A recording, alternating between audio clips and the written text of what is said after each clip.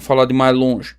O Haddad fez os primeiros testes, e quais são esses primeiros testes do Haddad? É jogando com o playbook embaixo do braço. Qual que é a primeira fase de qualquer pré-campanha? Me conheça. É sobre conhecimento. Aliás, é algo que vocês têm me visto falar sobre a pré-candidatura do Renan há muito tempo. Qual é o nosso drama? Desconhecimento. O que nós precisamos fazer? Tornar Renan Santos conhecido. Esse é o desafio da pré-campanha. É para isso que a pré-campanha serve, e não só a pré-campanha, até a primeira fase da campanha ali, o mês de agosto praticamente inteiro é sobre isso, sobre conhecimento. Depois, em setembro, é que você vai avançar, juntar conhecimento com propostas, com identidade, com ideologia, e vai acelerar isso ao máximo para daí entrar no processo de conversão de votos. Eu vi os vídeos do Haddad. Gente, é assustador como o PT tem dificuldade de falar a linguagem de rede social. Eles simplesmente não entendem que rede social não é TV, que rede social não é a velha marketagem política, que demanda um grau de autenticidade muito maior. É tudo editadinho, é tudo redondinho, é tudo bonitinho, é tudo produzidinho. E isso em rede é uma merda. O pessoal não entendeu até hoje qual foi o grande segredo, nossa, disruptivo pra caralho, que o Bolsonaro fez em 18. Não tinha nada de magia. É que justamente pela falta de recursos, o Bolsonaro se apresentou como que ele era. Usando umas câmeras vagabunda, gravando num estúdio tosco, numa identidade visual tosca, que dava pra ele autenticidade. É isso que as pessoas buscam em rede. As pessoas querem ter a sensação de que elas estão... Vocês que estão aí do outro lado da tela querem ter a sensação de estar batendo papo comigo. E falar sobre o áudio ruim do meu microfone, a configuração porca que eu faço, a câmera travando. O PT não consegue. O PT simplesmente não consegue. Aí entra um outro problema de linguagem, que essa galera cresceu na linguagem da velha mídia. Eles não conseguem dialogar com um mundo que mudou drasticamente. O Zé Dirceu, ano passado, fez um diagnóstico sobre isso. Os governos Lula 1 e 2, e em certa medida até mesmo o governo Dilma, o Zé vai tratar isso de maneira positiva, criar uma nova economia no Brasil. E eu não vou comprar pelo valor de face, até porque o Zé tá fazendo campanha pro campo político dele, natural. O que aconteceu foi uma ruptura tecnológica, que não é só no Brasil, é no mundo, e foi essa ruptura tecnológica que criou essa nova economia. Tô falando de Uber, tô falando de iFood, tô falando da economia digital, das vendedoras de brusinha da Shopee. É toda uma nova economia que foi derivada, e ao mesmo tempo que essa ruptura acontecia, uma nova forma de se comunicar surgiu. Veículos como rádio e TV eram veículos basicamente unidirecionais. O rádio um pouco menos, mas a TV, de maneira praticamente absoluta, era unidirecional. Você tem um emissor e um receptor. É isso. Mesmo no rádio, que ainda há alguma interatividade, que ainda tem a coisa do ouvinte ligar, interagir, fazer perguntas, pedir música, enfim, é pouca essa interatividade. Rede social é 100% do tempo interativo. É uma via de mão dupla. Eu comunico e recebo feedback em tempo real. É o BBB 24 horas por dia. Só que não é um BBB que eu tô assistindo passivamente e minha única interação é o voto. No fundo, eu sinto que a esquerda pensa muito rede social e a comunicação política nas redes como um BBB. Ah, não, nós vamos comunicar e aí na hora do voto o cidadão nos dá o seu feedback. E não é isso. O cidadão dá o feedback aqui na rede o tempo inteiro, o tempo inteiro. Então é por isso que a comunicação da esquerda com as redes é muito ruim. E aí as propostas são todas muito ruins e eles estão vivendo com uma cabeça antes dessa economia. Qual que é a proposta do Boulos do Boulos, e que é do governo Lula, porque aí o Boulos agora é secretário-geral da presidência. Qual que é a proposta deles pro iFood? Vamos sindicalizar todo mundo. Vocês vão ganhar direitos. Aí você vai perguntar pro cara que trabalha no iFood, ele não quer ouvir falar de sindicato. Ele não quer ouvir falar de direitos. Ele não quer ouvir falar dessa tal de regulamentação. Porque ele sabe que no fundo isso vai foder com o mercado dele. Isso vai gerar mais custos. Isso vai inviabilizar o trabalho dele. Ele não quer. Ele quer... Passem longe de mim com isso. Eu tava numa conversa num grupo hoje, pessoas muito inteligentes, um deles inclusive um velho militante comunista, e eles estavam refletindo, e eu só acompanhei a reflexão e absorvi, porque era uma bela reflexão. Pergunta pro cara do iFood se ele tá preocupado com escala de trabalho. Ah, mas você tá trabalhando muito, tão explorando. O cara quer dobrar a escala de trabalho. O cara tá fazendo conta de se ele tomar rebite, se ele vai conseguir trabalhar de manhã, de tarde, de noite e de madrugada. E dormir 2 a 4 horas. E não é porque, voltou a escravidão, não é isso. É porque nós vivemos num país em que a produtividade é baixíssima, em que os empregos na indústria desapareceram, em que não há postos de trabalho qualificados, em que não importa se você tem um diploma de nível superior, as contas não fecham. Então você tem que trabalhar mais para ganhar mais. É simples. A conta é muito simples. A esquerda não entende. A esquerda tá lá achando que o problema do cara é a escala 6x1. Que o problema do cara é a folga, que o problema é que ele não tem um sindicato para fazer negociação por ele. E o cara que tem horror a sindicato, tem horror. Aliás, eu já falei isso em outras lives e continuo, eu fico de verdade comovido, que eu tô vendo uma adesão à candidatura do Renan imensa entre entregadores do iFood, entre Ubers. É um negócio assustador, porque essa galera entendeu a mensagem. Porque as candidaturas de direita, do modo geral, dialogam melhor com essa galera e apresentam. O Renan, especialmente, apresenta um cenário real para a vida deles. Soluções reais que dialogam com a realidade. O Haddad tem um problema seríssimo, ele tem fama de pé frio, ele tem uma sequência de derrotas. A última eleição que ele ganhou na vida foi em 2012, e não é como se ele não tivesse disputado eleições depois disso. Ele disputou a reeleição em 2016, perdeu. Primeiro turno para João Dória. Ele disputou a presidência em 2018, perdeu no segundo turno para Jair Bolsonaro. Ele disputou de novo, acho que foi a prefeitura de São Paulo, em 2020, perdeu. Ele vem para a eleição de 22 para o governo, perdeu. O homem é uma máquina de derrotas. Então é o primeiro problema dele. Segundo problema para o Fernando Haddad. O consórcio que sustenta o arranjo do governo Lula, esse consórcio Lula-STF, não vê no Haddad um polo de poder. Todo mundo na esquerda sabe que o sucessor de médio prazo se chama Guilherme Boulos. Para 2030 será Boulos. O Haddad está tentando empolgar a campanha de algum jeito. Acho muito difícil. Vai ter muito trabalho. Tem um governo muito ruim para defender, e as medidas muito ruins desse governo, incluindo taxa da Shopee, taxação generalizada, tudo cai no colo dele. É o Taxad, é o candidato meme. E aí a ideia brilhante da marketagem é incorporar o meme. Não podia ser pior. Então a situação da candidatura do Fernando Haddad é essa.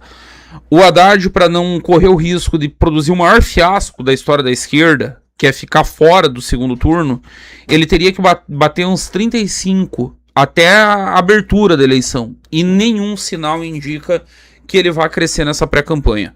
Estão jogando com playbook velho, seguindo regras velhas, seguindo uma linguagem velha, propostas velhas, tudo velho.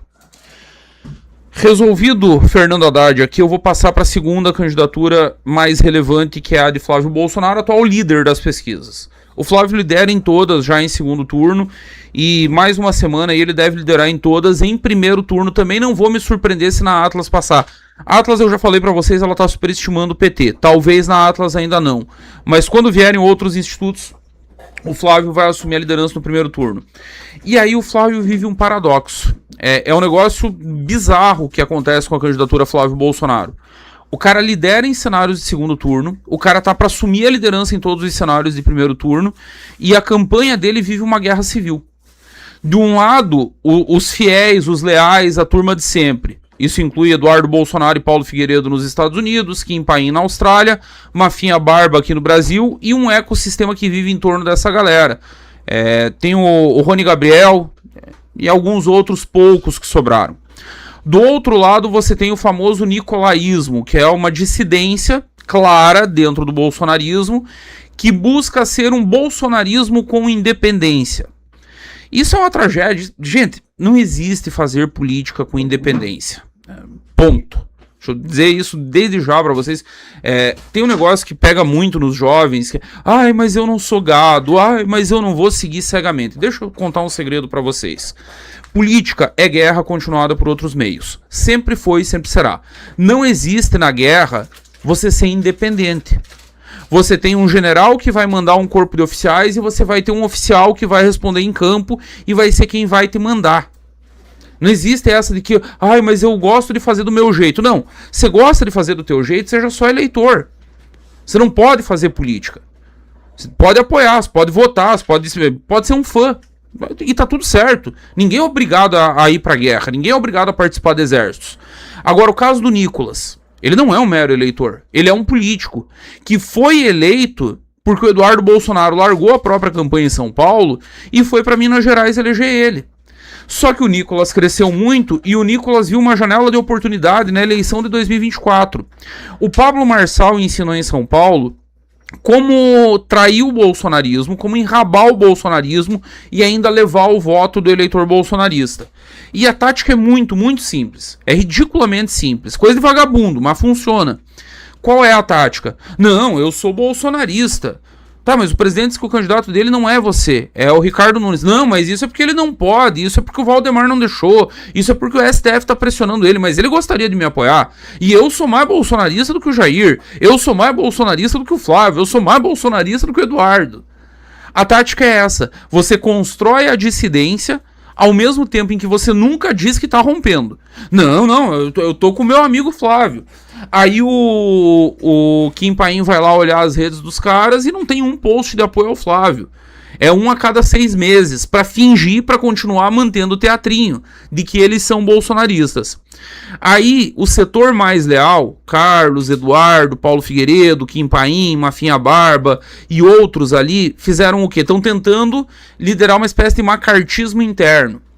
Não, nós vamos agora fiscalizar as redes de todo mundo e ver quem está apoiando o Flávio de verdade. Só que o setor nicolaísta cresceu muito, eles não estão mais a fim de obedecer. Aliás, eles nunca tiveram a fim de obedecer. É muito da zona, eu falava sobre isso no Bisoto by Night, que deu origem ao bolsonarismo. O bolsonarismo é um movimento de massas, baseado na figura carismática de Jair Bolsonaro, mas que nunca teve organicidade. O Jair, em 2018, foi candidato por um PSL que não existia.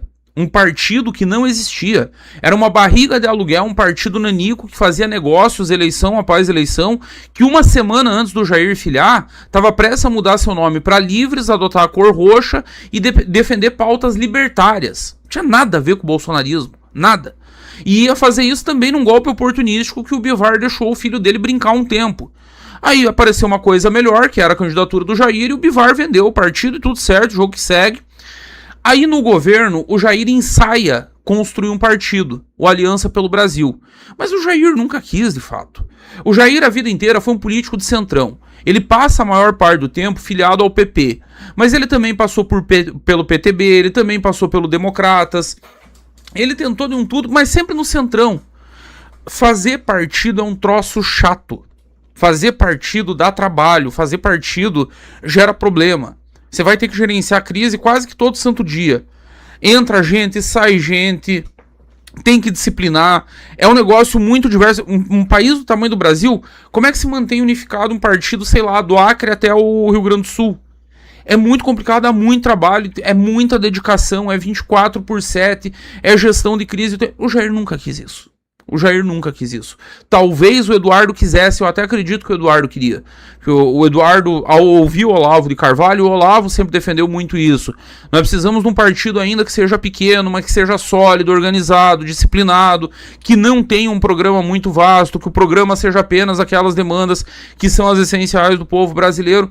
O Eduardo ouviu muito isso. O Eduardo e o Carlos. Mas o Carlos é aquela coisa caótica. O Eduardo já consegue se manter um pouco mais centrado. Talvez eles quisessem. O pai, de fato, nunca quis. E o fato é que eles não criaram aliança por pura incompetência. Ai, o sistema não deixou. Que sistema? Cognitivo? Só se for esse. Porque o fato é o seguinte...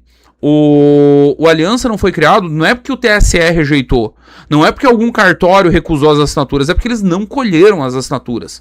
É porque o sistema de coleta de assinaturas do Aliança era um desastre. A ficha de filiação do Aliança era uma coisa extremamente confusa, grande demais, caótica, indo muito além das informações básicas necessárias. Foi tudo errado. Foi tudo errado e aí eles não tiveram partido. E aí o Neco Jair foi se aboletar no PL do mensaleiro Valdemar da Costa Neto. O Valdemar da Costa Neto opera partido político desde os anos 80. O Valdemar foi o cara do centrão, o Valdemar foi o cara dos negócios, o Valdemar foi sublegenda de aluguel no Brasil inteiro, a vida inteira. E aí em 2002 o Valdemar acertou na Mega Sena. E é curioso, a Mega Sena do Valdemar respondia pelo nome de Luiz Inácio Lula da Silva. O PT precisava de um vice que passasse segurança para a elite brasileira. O PT achou esse vice, que foi indicado pelo ex-presidente Itamar Franco. O nome do vice era José Alencar. Empresário, mineiro, industrial, respeitadíssimo nos meios empresariais. Só que o PMDB não ia dar a vice pro Lula. Então o que eles precisavam? De um partido nanico que servisse de barriga de aluguel pro Zé Alencar. O PL, na época, inclusive, era sublegenda da Igreja Universal. O Edir Macedo tinha comprado o PL do Valdemar da Costa Neto. E todos os pastores eram candidatos pelo PL. Pastor, bispo, a turma toda do Edir saía pelo PL. Fecharam o negócio. O próprio Valdemar confessou na sua delação, no caso do Mensalão, que pagaram 10 milhões de dólares pelo aluguel do PL. E o Zé Alencar foi filiado ao... Perdão. O Zé Alencar foi filiado ao PL. O Valdemar acertou na Mega Sena. Tiveram ministérios no governo Lula, ganharam muito dinheiro, aumentaram bancada. Aí o Valdemar pôde depurar o partido da Universal, porque a Universal sai e funda o Republicanos. Na época era PRB ainda, depois virou Republicanos. Tava lindo pro Valdemar até ele ser pego no esquema do Mensalão e ser preso. Passam-se os anos, o Valdemar sai da cadeia, continua dono do PL, continua operando os esquemas políticos dele e ele acerta na Mega Sena pela segunda vez. Daqueles eventos raríssimos. Acertou a primeira com o Lula, acertou a segunda com o Bolsonaro. Qual é o core business do Valdemar? O core business do Valdemar é ser dono de partido. E donos de partido no Brasil estão cagando e andando para ganhar eleições pro executivo. Eles não querem governar. Governar é chato, governar dá trabalho, governar gera problema, governar gera exposição. O que interessa para eles é a indústria das emendas parlamentares, a indústria dos fundões, a indústria do fundo eleitoral, do fundo partidário, as negociatas que isso envolve, tempo de TV, coligações que se fazem não por interesse nacional, por projeto, por ideologia, mas pelo interesse mesquinho de ter acesso ao orçamento público. É esse o core business do Valdemar. Ele acertou na loteria uma vez com o Lula e acertou a segunda com o Bolsonaro, que traz para ele esse aumento de bancada. Só que o Valdemar tá olhando agora e ele tá vendo o seguinte: bom, a candidatura do Flávio é ótima, ok, vai garantir a nossa bancada continuar pelo menos do tamanho que tá. Mas o que o Flávio projeta de futuro? Só projeta se ganhar. Se ganhar. Se não ganhar, acabou o futuro da família Bolsonaro. O Jair tem uma saúde delicadíssima, todo mundo sabe disso, é voz corrente desde o ano passado, que a expectativa de vida dele é cada vez mais curta, os próprios filhos falam disso abertamente, o Carlos fala disso abertamente. O Jair não dura mais muito tempo, o Jair não dura. Se o Flávio perde essa eleição, ele não está projetando para 2030. O Flávio está indo para uma corrida de tiro único, ou ele acerta e ganha, e aí consolida o poder da família, ou ele perde e acabou pra família. Acabou. Até porque já tem uma dissidência dentro de casa. Não é de fora. Que é a esposa do pai dele. Que odeia ele, que odeia os irmãos dele, que odeia tudo que eles representam, todo o grupo político que eles formam. E o Flávio tá tendo que tocar a campanha nesse ambiente. Com o Nicolas trairando, com o Nicolas tentando projetar a bancada própria, com sinalizações de que o nicolaísmo, num futuro não muito distante, pode migrar para o novo, com pressão em múltiplos estados, com colapso interno, que, volto a repetir, é bizarro. O cara lidera a eleição em segundo turno, o cara vai liderar em primeiro turno muito em breve, e com a saída do Lula, ele vai liderar tipo, por 20 pontos no primeiro turno. Porque ele vai estar na casa dos 40 e o Haddad vai estar lutando para sair da casa dos 20, sair dos 25. E com tudo isso, a campanha tá ao caos. Quando eu tava iniciando a live aqui, o Flávio tinha subido no Twitter um textão. Vou ler o textão do Flávio aqui. Obrigado a cada um de vocês que está de corpo, alma e coração junto comigo para resgatar o nosso Brasil, honrar meu pai e centenas de outros perseguidos políticos. Sem vocês, jamais estaríamos onde estamos. A cada reunião que faço com os mais diversos segmentos, a cada pesquisa que me apresentam e diante de todo o carinho que recebo nas ruas e aqui nas redes, não tenho dúvidas de que o Brasil quer mudar e vai mudar para melhor junto com a gente. Diante de tantas boas notícias, uma coisa continua me preocupando: as provocações e cobranças dentro do nosso próprio time. Preciso muito de todos me defendendo das mentiras criminosas da esquerda e esfregando a verdade na cara deles. Mas fica aqui meu pedido sincero: não precisa pressionar ninguém ou me defender de pessoas que também querem Bolsonaro na presidência da República. Já disse algumas vezes e repito, cada um tem o seu tempo e a sua forma de ajudar.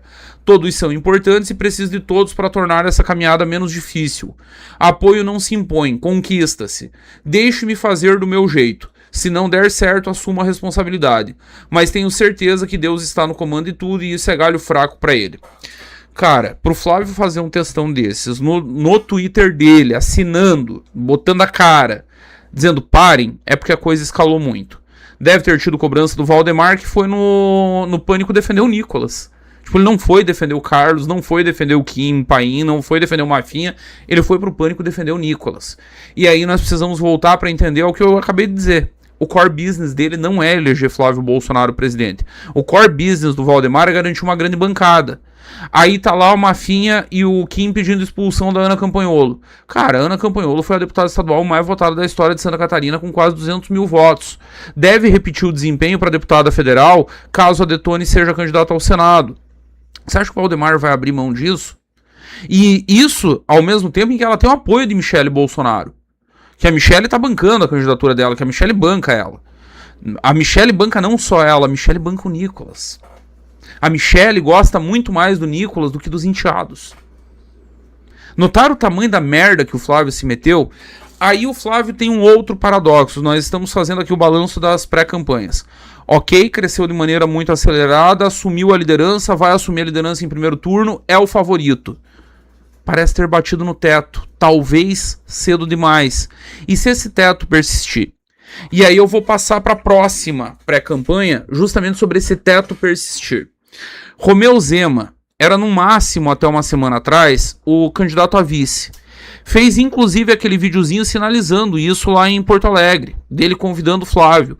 E o Flávio topou porque estava claro que havia uma parceria. Estava claro que se caminhava mais ou menos nesse sentido, por mais que o Rogério Marinho tenha quase implodido a possibilidade. Só que aí o Zema empolgou. O Zema teve o momento dele com o Gilmar Mendes, o Zema deu uma ou duas acertadas no discurso e começou a sangrar votos para ele. E o nicolaísmo sentiu o cheiro também.